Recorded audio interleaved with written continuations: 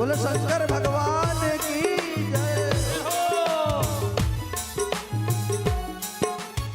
तुमने जग का कष्ट मिटाया, मुझको स्वामी क्यों बिसराया। तुमने जग का कष्ट मिटाया, मुझको भोले क्यों बिसराया। तुमने स्वामी कष्ट मिटाया, मुझको स्वामी क्यों बिसराया। तुमने जग का कष्ट मिटाया, मुझको भोले क्यों बिसराया। मुझे बचाने वाला कोई नहीं, अब तो मुझको बचाने वाला और नहीं। भोलेनाथ से निराला, भोलेनाथ से निराला, जग में कोई नहीं। भोलेनाथ से निराला कोई और नहीं।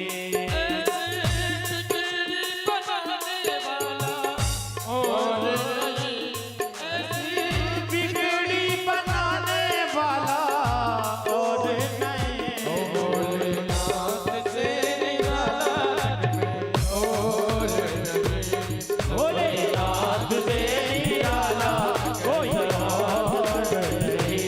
भोलेनाथ से निराला, जग में और नहीं। भोलेनाथ से निराला कोई और नहीं। कोई और नहीं, कोई और नहीं। कोई और नहीं। बोलो शंकर भगवान की जय हो।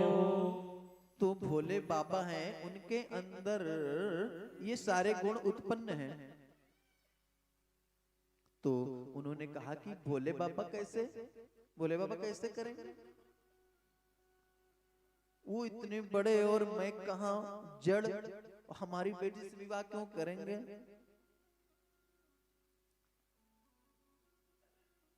यहाँ पर गोस्वामी तुलसीदास जी एक बात कहते हैं, यदि हिमवान आपकी बेटी यदि ये भोले बाबा की तपस्या करे उनको पति रूप में प्राप्ति के लिए, तब वो प्रसन्न हो जाएंगे और इनको पति रूप में पत्नी रूप में ग्रहण कर लेंगे। यदि तो कुमारी करे तप जाई, यदि आपकी बेटी आपकी कुमारी यदि तप करे तो निश्चित ही भोले बाबा प्रसन्न हो जाएंगे। और एक बात बताऊं, वो जो है ना सर्वसम्मत हैं, सर्वसमर्थवान है, और समर्थवान को कोई दोष नहीं लगता, समर्थवान को कोई दोष नहीं लगता। अब ये बात कह के नारद जी वहां से चले गए। अब इस बात को अब कैसे भाई कोई माँ कैसे कह सकती है अपनी बेटी से कि तुम पति प्राप्ति के लिए जाओ और फले नाम के लड़के से आप करो। अब कैसे बोले, वो तो बोल नहीं सकती। परंतु माँ पार्वती तो जगत जननी है, वो तो सब जानती है, सबके मन की जानती हैं। उन्होंने देख लिया, माँ पार्वती ने देखा कि माँ बोल नहीं सकती, सो प्रातः काल माँ पार्वती खुद गई अपनी माँ मैना के पास और कहा, माँ आज मैंने एक स्वप्न देखा। क्या बेटी, क्या स्वप्न देखा? मैंने स्वप्न देखा कि नारद जी आए हैं और मेरे से कह रहे हैं कि तुम तप करो, और कुछ नहीं कहा कि तुम तप करो। तो माँ ने भी सोच लिया कि यही बात तुम्हें भी कहना चाहती थी, परंतु मैं संकोच वश कह नहीं पाई। सो बेटी तप करो। अब माँ पार्वती गई हैं और तप कर रही हैं। ध्यान देना, 3000 वर्ष तक उन्होंने बिना कुछ खाए तप किया, और लास्ट में फिर वो बेलपत्र के नीचे बैठ के तप कर रही थी। तो जो बेलपत्र गिरते थे ना वो खा लेते थे, उसी से उनका नाम अपर्णा पड़ा।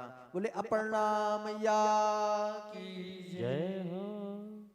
बहुत तपस्या करे, और जब तपस्या किया तो वहां पर आकाशवाणी हुई कि अस तप कौ न कीन भवानी। ऐसा तप, ध्यान देना, यहाँ पर आकाशवाणी जो हुई वो भवानी शब्द से संबोधित किया। भव मतलब भोलेनाथ है, भोलेनाथ की अर्धांगिनी भवानी। यहाँ पर इंगित कर दिया कि शादी आपकी पक्की है। अब यहाँ तो ये तप कर रही है, ये बात हुई, अभी तप कर रही हैं। अब उधर देखिए कि उधर भोले बाबा की क्या स्थिति है। जब से माँ सती ने शरीर त्यागा है तब से भोले बाबा क्या कर रहे हैं। गोस्वामी पाद जी कहते हैं, जब ते सती जाई तनु त्यागा, जब से सती जाई तनु त्यागा, तब ते शिव मन भयउ विरागा। तब से शिव मन भयउ विरागा, जपहि सदा रघु नायक नामा, जपहि सदा रघु नायक नामा, जहाँ तहाँ सुनहि राम गुण ग्रामा, जहाँ तहाँ सुनहि राम गुण ग्रामा। अब जब से सती मैया शरीर त्याग के गई है ना, तब से प्रभु कैसा जीवन यापन कर रहे हैं, अवधूत रूप में घूम रहे हैं। जहाँ कहीं भी प्रभु की कथा होती, कथा सुनते, और जब कोई ना कथा कहने वाला मिलता सो कथा सुनाने लगते। और ऐसे ही भोले बाबा भ्रमण करते करते नीलगिरी पर्वत पर गए और वहां पर काग भुसुंडी जी कथा कर रहे थे। सो भोले बाबा भी पक्षी के रूप में जाके वहां विराजमान हुए और पूरी कथा काग भुसुंडी जी से सुनी। यही कथा कल के प्रसंग में भोले बाबा माँ पार्वती को सुनाएंगे और ये बात कहेंगे कि देवी जो कथा तुमने पूछी है ये मैंने काग भुसुंडी जी से सुनी थी। तो भोले बाबा कथा कहते, कथा सुनते, ऐसा जीवन यापन होता। एक बार कृतकृत्य कृपाला प्रकट हो गए वहां पर। प्रगटे राम कृत कृपाला, रूपशील निध तेज विशाला। प्रभु श्री राम भोले बाबा के समक्ष प्रकट हो गए।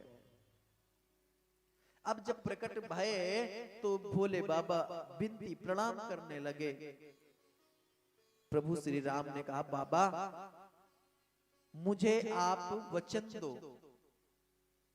क्या? भोले बाबा ने से श्री राम, प्रभु श्री राम प्रकट भय थे ना। क्यों प्रकट भय थे भाई? और कोई भी प्रकट हो जाता। क्यों प्रकट भय? क्योंकि सती मरत सन यह वर